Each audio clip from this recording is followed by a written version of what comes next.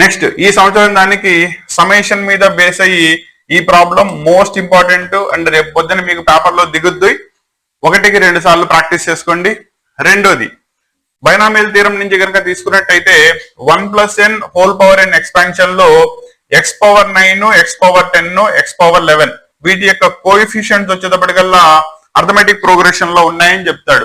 రెండోది base theorem తో పాటు ప్రాబబిలిటీ చాప్టర్ లో వేరే థీరం ఏమైనా అడిగే ఛాన్స్ ఉంది అంటే అది అడిషనల్ థీరం, కాబట్టి దీన్ని కూడా జాగ్రత్తగా ప్రాక్టీస్ చేసుకోండి.